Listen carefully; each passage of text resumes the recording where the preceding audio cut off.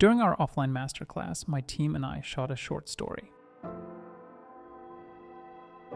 Based on the video materials and the resulting short film, I want to share a couple of techniques we used on set to achieve two things: properly and beautifully expose the skin and save time on lighting setup.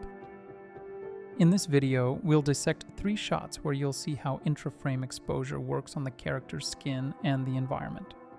I'll also explain the principle behind how I light wide shots to make them look as contrasty and cinematic as possible. Ideally, when working indoors on wide shots, all lighting fixtures that provide key light or enhance natural light should be placed outside the window.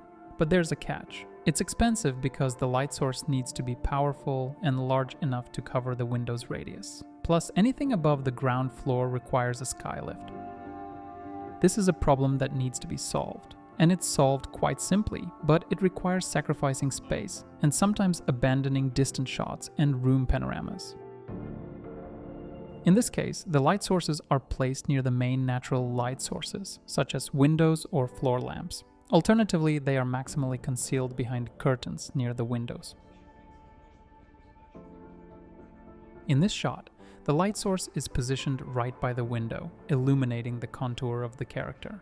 Additionally, a secondary source provides side light, creating additional definition on the character's face. To prevent excess light from bouncing around the room and to create a shadow side for the character, there's a frame with black fabric positioned to the left facing the camera. The floor lamp in the background was reinforced with a PowerTube 30XR, directed towards the wall on one side and towards the back of the character on the other. Using the NanLink app, we matched the shade and temperature of the floor lamp's light to that of the PowerTube. The side light was achieved by reflecting light from the floor, using a Nanlite FC500B fixture, imitating a sunlight. We used a few exposure stops on the character. It allowed us to create a range of tones: shadow, mid-tone, and highlight. It's a simple yet effective technique when you have at least 3 different exposure values on the subject. However, 2 details require attention. When lighting the skin, it's crucial to be cautious with highlights. They should match the same exposure as the light source in the shot, which in this case is the window.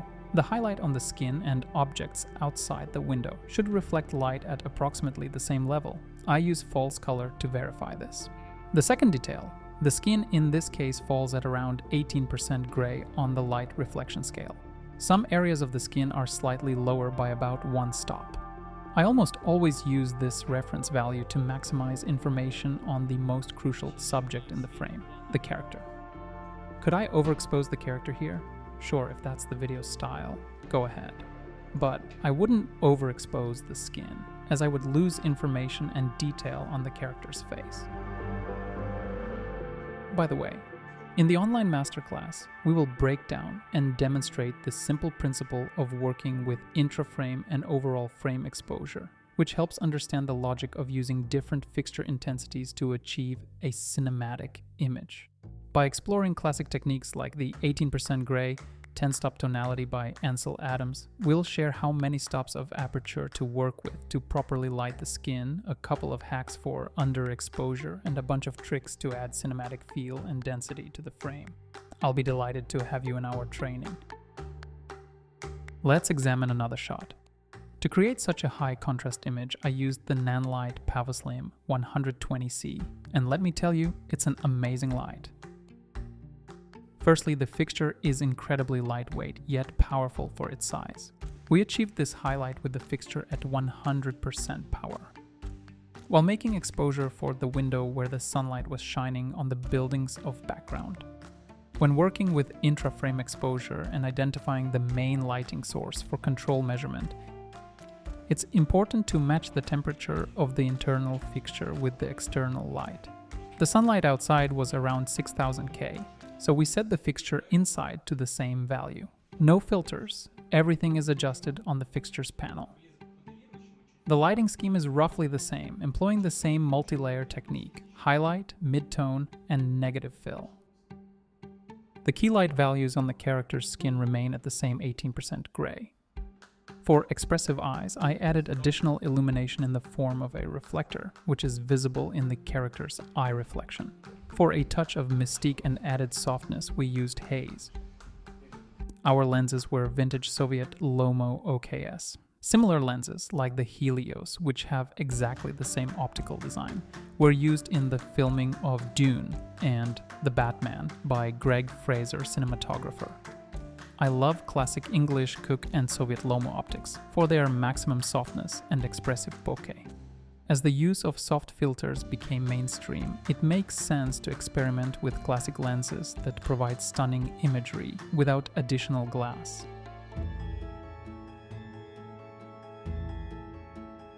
It's a nighttime scene, or more precisely, a daytime scene with blackout. We covered the windows with black fabric and began setting up the nighttime lighting scheme. I admire the way interior lighting looks in Fincher's films.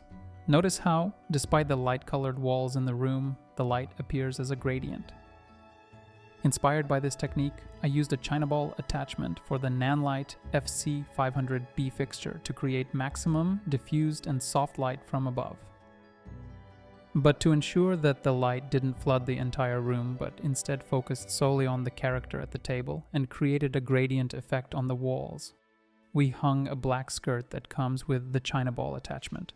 The skirt cuts off excess light and creates stage lighting, helping to avoid flat and flooding illumination across the frame. This gives us a gradation of shadows and light, ultimately adding volume to the frame. To motivate this warm light, I needed additional sources in the frame. In this case, it's a floor lamp that we covered with several layers of white paper to avoid overexposure points in the frame. Continuing the logic of light motivation in the frame, we added additional side light on the character from the right side. Using the Pavoslim 120C through a soft diffusion fabric, I rarely use direct light without reflection, especially on characters in close-up and medium shots. But in this case, the shape of the fixture, its size, and the density of the diffuser created, in my opinion, an amazing pattern, avoiding the need for additional frost frames. On the camera side, we placed a floppy for deep shadows. Since the number of fixtures was reflecting in the room and creating excessive fill on the shadow side of the character, the floppy helped to deepen the shadows. We were limited by a few hours of location rental, so I tried to thoroughly prepare for shooting each shot. The small number of fixtures helped speed up the process of rearranging between scenes.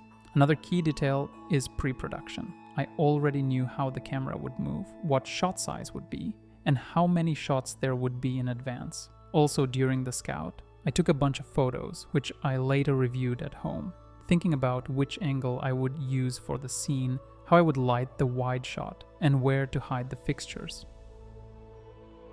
Thank you for watching. See you next time.